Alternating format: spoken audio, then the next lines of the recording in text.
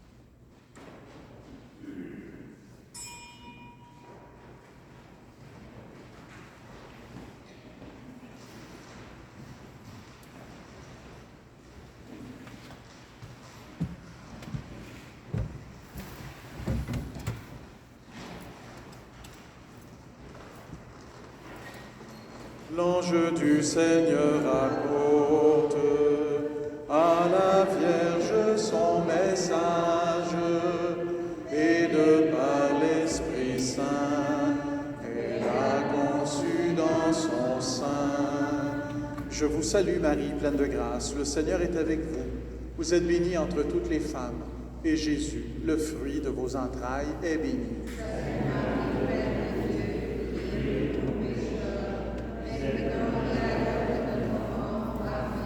Je suis, répondit Marie, de mon Seigneur la servante, comme vous l'avez dit, qu'il soit accompli en moi.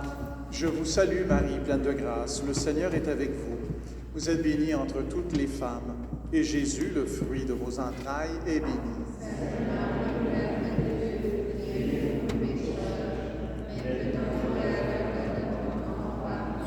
Et le Fils de Dieu, le Verbe, a pris chair en ses entrailles, il habita chez nous. Amen, Alléluia. Je vous salue Marie, pleine de grâce, le Seigneur est avec vous. Vous êtes bénie entre toutes les femmes, et Jésus, le fruit de vos entrailles, est béni.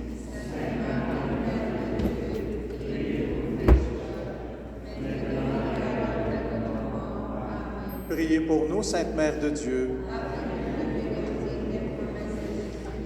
Que ta grâce, Seigneur notre Père, se répande en nos cœurs. Tu nous as fait connaître par le message de l'ange l'incarnation de ton Fils bien-aimé. Conduis-nous, par sa passion et par sa croix, avec le secours de la Vierge Marie, jusqu'à la gloire de la résurrection, par Jésus le Christ, notre Seigneur. Bonjour et bienvenue à chacun et chacune d'entre vous. Notre antienne d'ouverture, sois pour moi le Dieu qui protège, un lieu de refuge pour me sauver, car tu es mon appui et mon refuge. À cause de ton nom, tu seras mon guide et tu me nourriras. Au nom du Père, du Fils et du Saint-Esprit, la grâce de Jésus, notre Seigneur, l'amour de Dieu le Père, la communion de l'Esprit Saint, soit toujours avec vous. Vous savez, la sagesse de Dieu nous invite à évaluer nos rapports avec les petits qui sont dans notre entourage, nos rapports avec le monde en général. Alors ne tardons pas à nous tourner vers Dieu et à aimer notre prochain. Seigneur, ta vie a été sollicitude pour les petits. Prends pitié de nous. Ô Christ, ton souci des personnes marginalisées nous inspire. Prends pitié de nous. Seigneur, ta résurrection nous ouvre des sentiers de paix. Prends pitié de nous. Que Dieu nous montre sa miséricorde, qu'il nous pardonne tous nos péchés et qu'il nous conduise jusqu'en vie éternelle. Prions. Seigneur Dieu, tu as promis d'habiter les cœurs droits et sincères. Donne-nous, par ta grâce, de vivre de telle manière que tu puisses faire en nous ta demeure, par Jésus-Christ, ton Fils, notre Seigneur, qui vit et règne avec toi dans l'unité du Saint-Esprit, Dieu pour les siècles des siècles. Amen.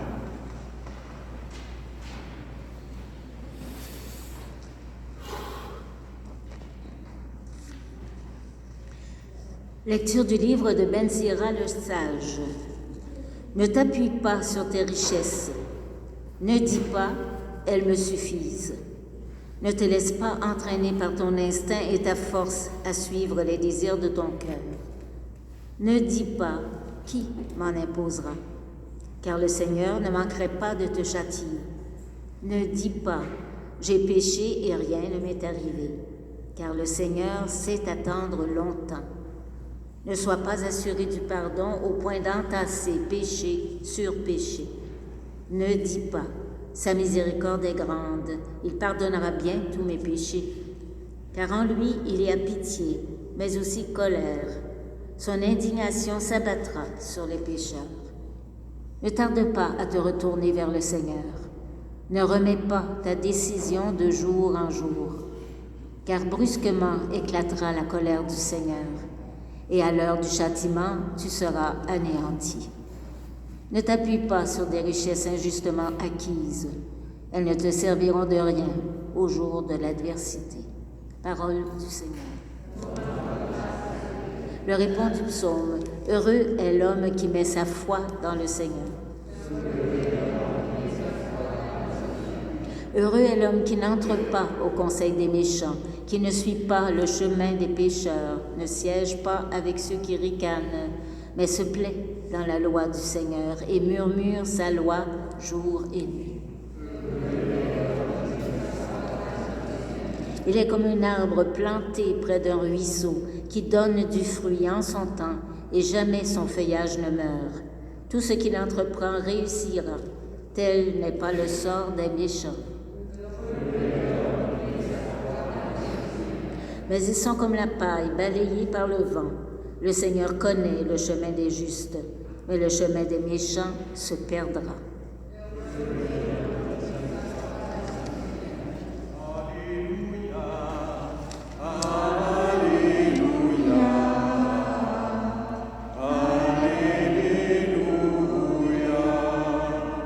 Accueillez la parole de Dieu pour ce qu'elle est réellement, non pas une parole d'homme, mais la parole de Dieu.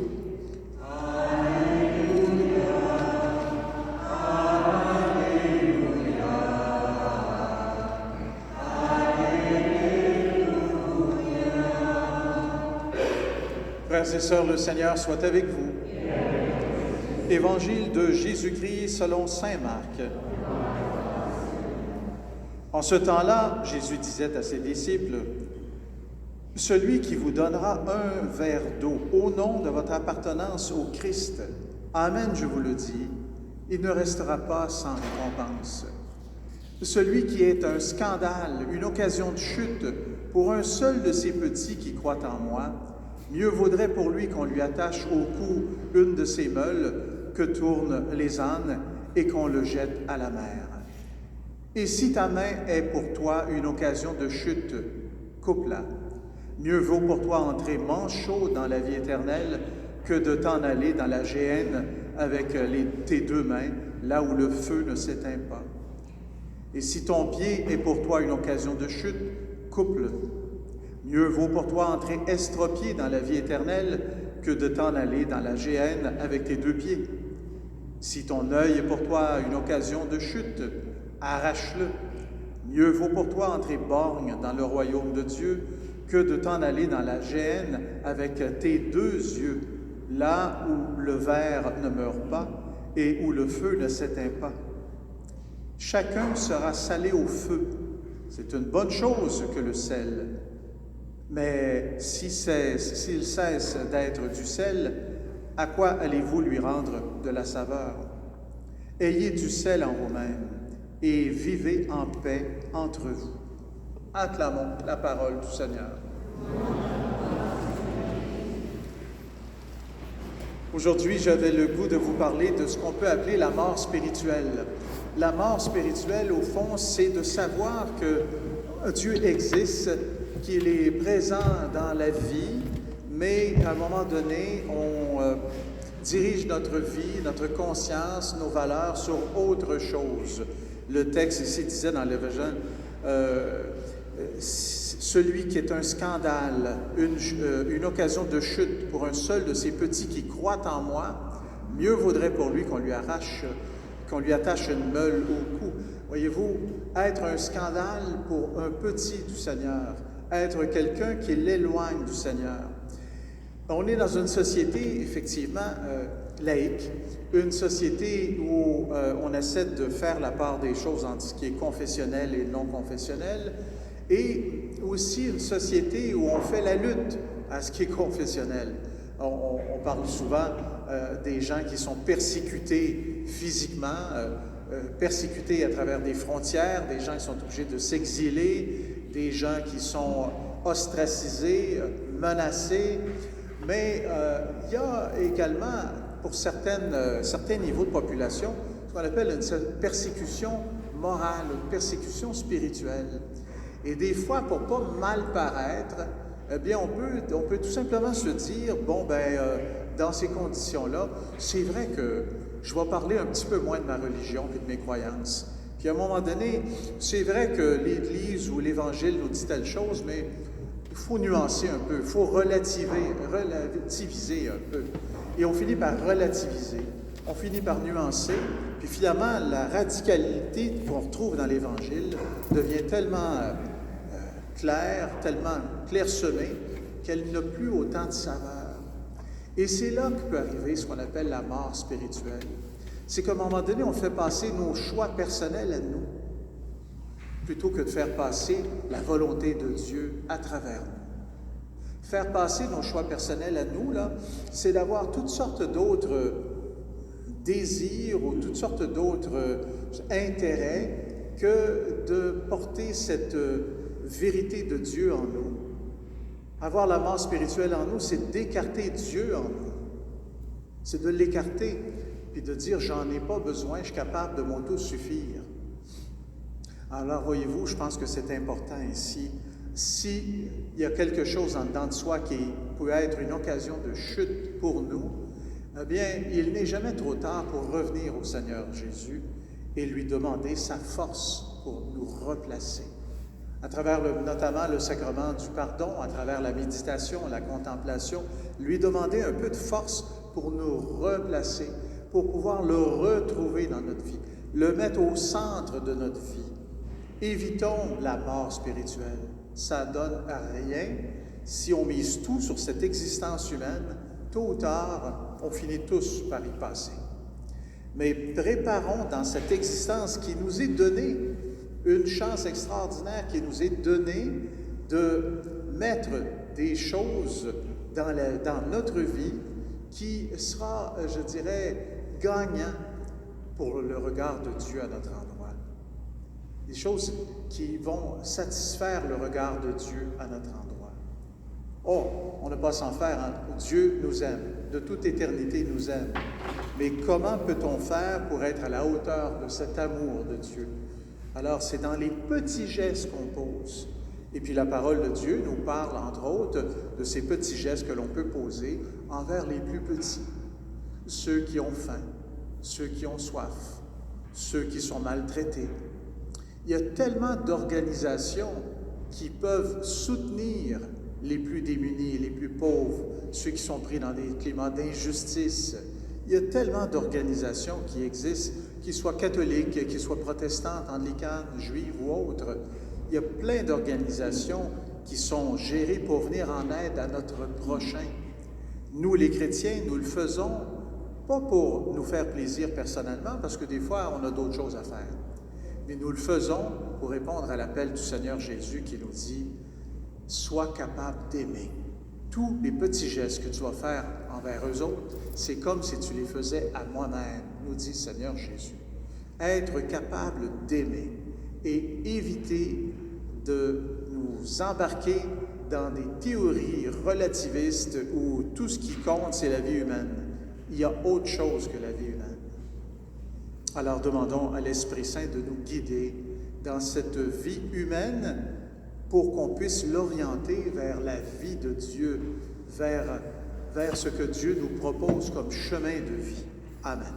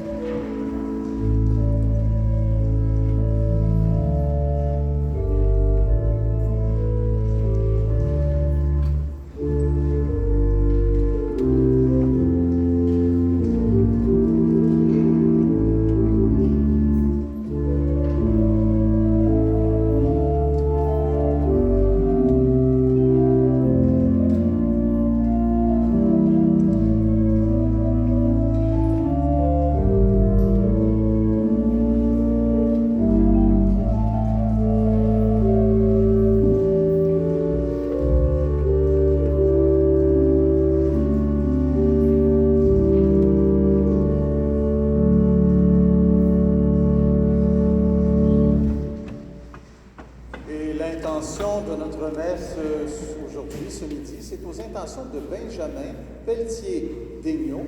C'est par sa grand-mère. Prions ensemble au moment d'offrir le sacrifice de toute l'Église. Avec l'offrande de ce sacrifice, accueille, Seigneur, les prières de tes fidèles. Que cette liturgie célébrée avec ferveur nous fasse parvenir à la gloire du ciel par le Christ notre Seigneur. Eh bien, le Seigneur soit avec vous. Élevons notre cœur. Rendons grâce au Seigneur notre Dieu. Vraiment, il est juste et bon de te rendre grâce et de chanter ta louange, Dieu, le Père Tout-Puissant, pour l'œuvre que tu accomplis dans ce monde par notre Seigneur Jésus le Christ.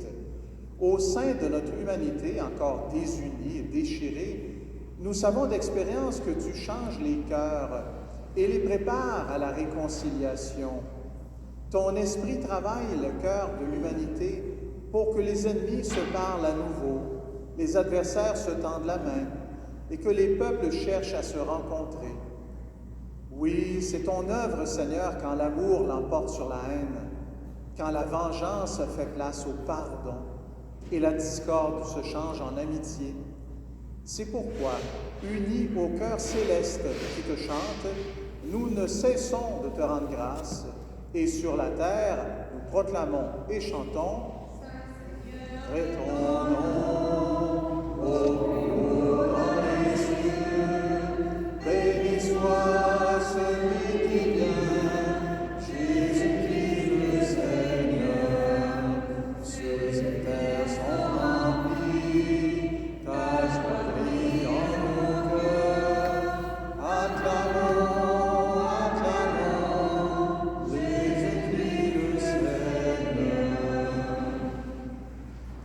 Père Tout-Puissant, nous te bénissons par Jésus, ton Fils, venu dans notre monde en ton nom. Il est ta parole de salut pour toute l'humanité, la main que tu tends aux pécheurs, le chemin par où nous arrive la paix que tu donnes. Alors que nos péchés nous avaient détournés de toi, Seigneur, tu nous as conduits à la réconciliation pour que, tournés vers toi, nous nous aimions les uns les autres par ton Fils que tu as livré pour nous à la mort. Et maintenant, nous te supplions que le Christ, qui nous a obtenu la réconciliation, sanctifie ces offrandes en répandant sur elles ton esprit, qu'elles deviennent pour nous le corps et le sang de ton Fils qui nous a dit de célébrer ce mystère. Au cours du repas, lui qui allait donner sa vie pour notre libération, il prit le pain dans ses mains. En te rendant grâce, il dit la bénédiction. Il rompit le pain et le donna à ses disciples en disant « Prenez et mangez-en tous, ceci est mon corps livré pour vous. »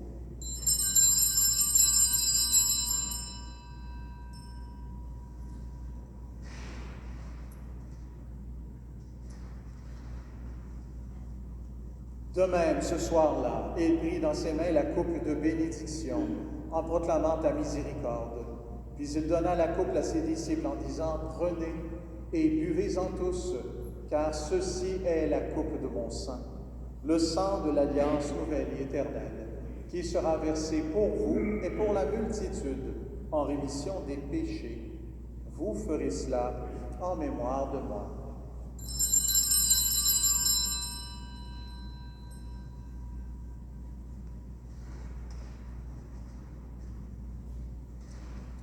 Il est grand le mystère de la foi.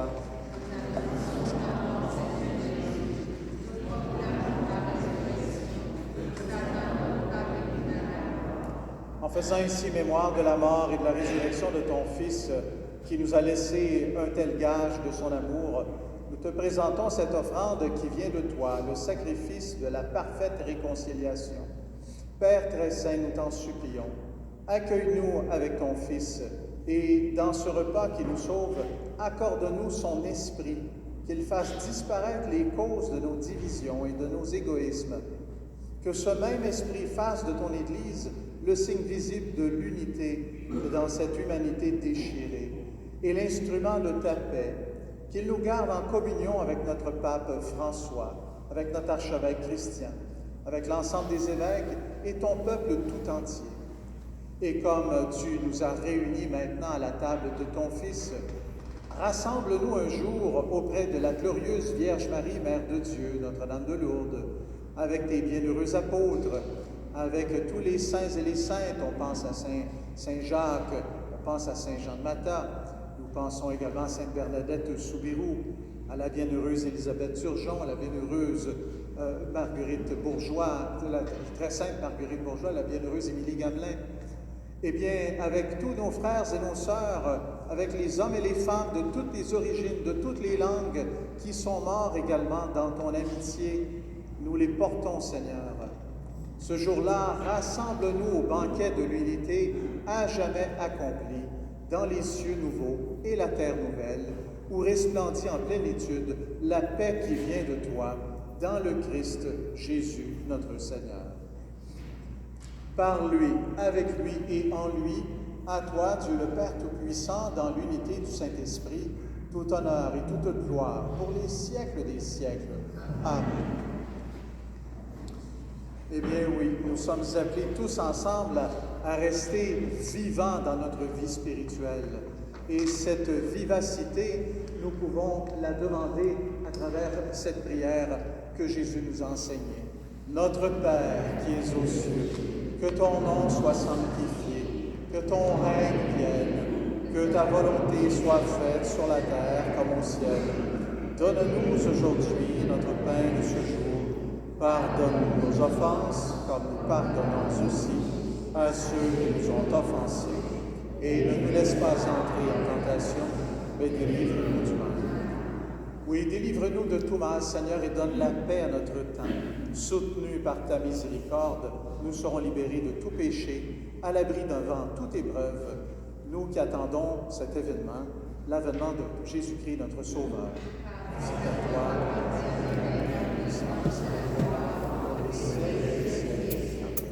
Seigneur Jésus-Christ, tu as dit à tes apôtres, je vous laisse la paix, je vous donne ma paix.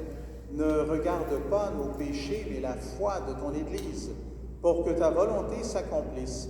Donne-lui toujours cette paix et conduis-la vers l'unité parfaite, toi qui règnes pour les siècles des siècles. Mes frères et sœurs, encore là, ce que le Seigneur veut, c'est qu'on prenne soin les uns des autres. Eh bien, témoignons de cette affection qu'on peut avoir les uns les autres en s'échangeant la paix, que le Seigneur vous donne la grâce et la paix. Échangeons un signe de cette paix.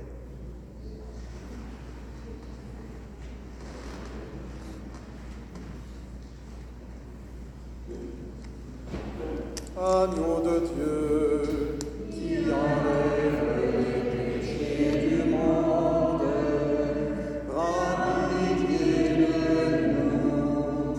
Agneau de Dieu, qui enlève les péchés du monde,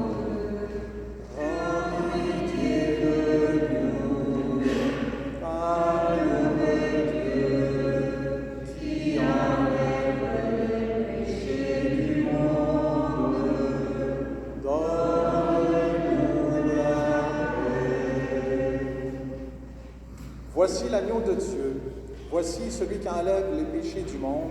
Heureux les invités au repas des noces de l'agneau.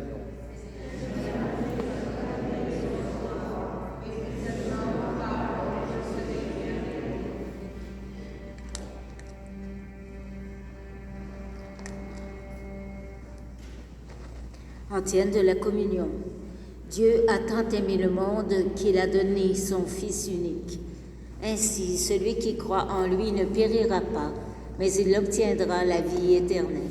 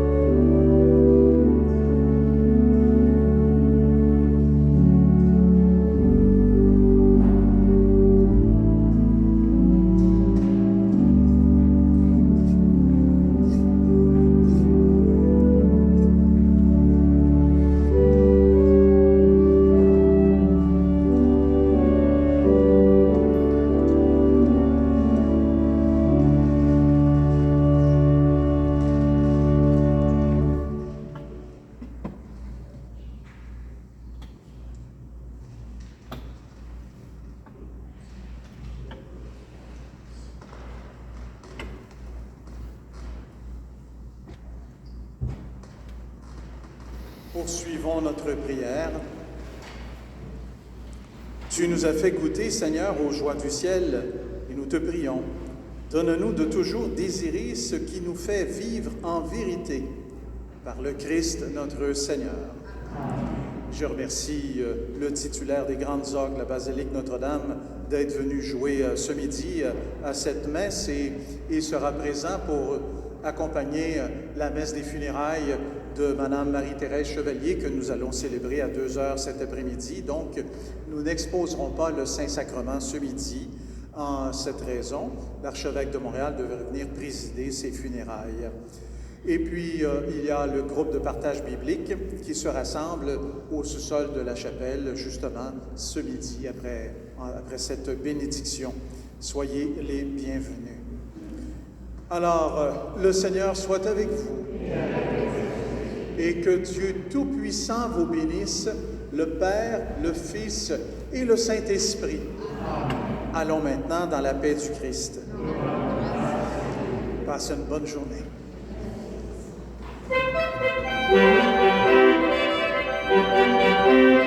Thank you.